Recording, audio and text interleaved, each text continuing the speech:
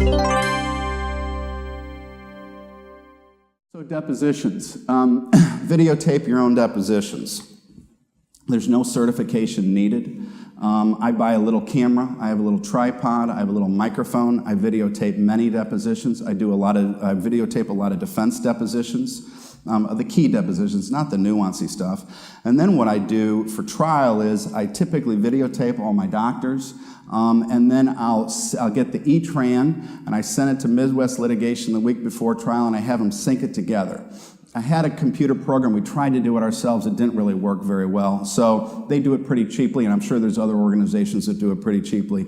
Sync it and play it back. It's very effective.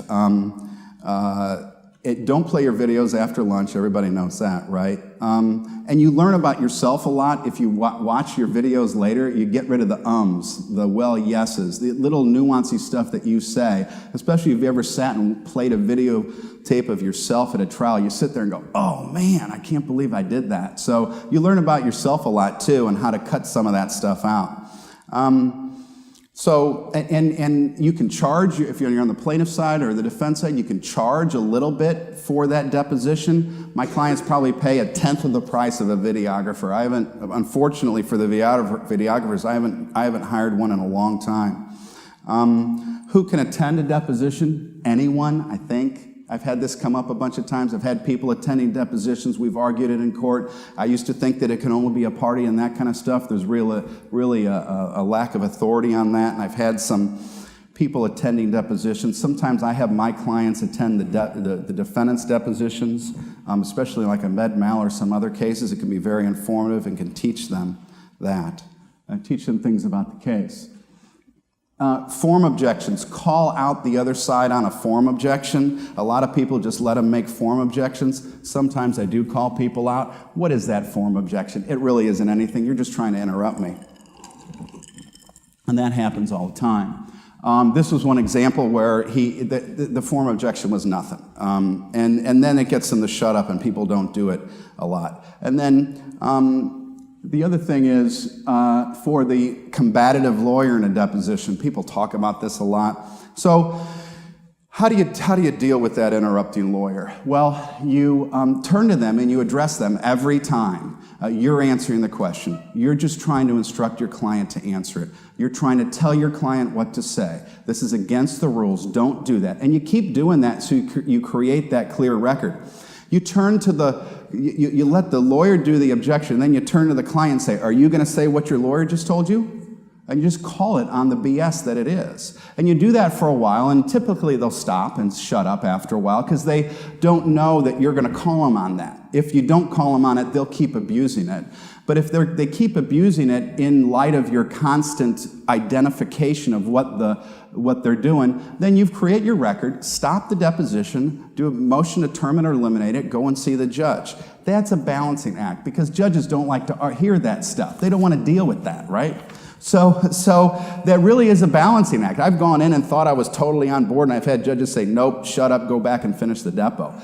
So that's a balancing act you got to do. But I think if you call them on it every time, then you can. Take a second camera and point it to the offending lawyer. David Ranson down in Springfield does that all the time. He brings two cameras to a depo, and if you got a lawyer who's going to do it, he said there's no rule that says you can't have a second camera at a depo. 0. And then go play it for the judge to show them what the real context is, because you can't get that in a deposition transcript sometimes. What if the depo's going south and the client's not listening to you? How do you handle that? Well, you take them inside, you take them out, you call a break. I don't really call them so obviously that you're going to let them know you're coaching your witness, right? But you start talking to them and you talk to them. Now, do you know you just said this? I said that? I didn't know that. It's because you're not listening to the question. Remember I said listen to the question. You got to listen to the question, take your time. You're nervous. Or you say, you know, this lawyer and everything the lawyer's asking, he already knows all this stuff anyway. He's just asking this to try to test you and quiz you. Oh, really? Yeah. So just sit back and relax and do it. So what I typically do, I start out nice and I start doing it, but as we go forward, sometimes you need to shake them up and woodshed them a little bit and say, do you understand what you just said? You just killed the case. I mean, there's no there's no client that can't kill a perfectly good case in a deposition, right? So you got to woodshed them and shake them and get them out of their funk. I did this last week, and I said, I'm going to have to drop your case if you don't do it. Well, how am I going to cure this? Here's what you do. It's the client's deposition. They're in control. It ain't your deposition, it's them. You got to give them a spine. You got to say, you don't do this every day, I do, but you got to walk in there and have an artificial spine on this. Don't forget the little people in cases. Physical therapists, police officers. A lot of times those are the boots on the ground, the people who really can add the nuance to your case. Great testimony. I tried a case last year where my physical therapist came in and testified.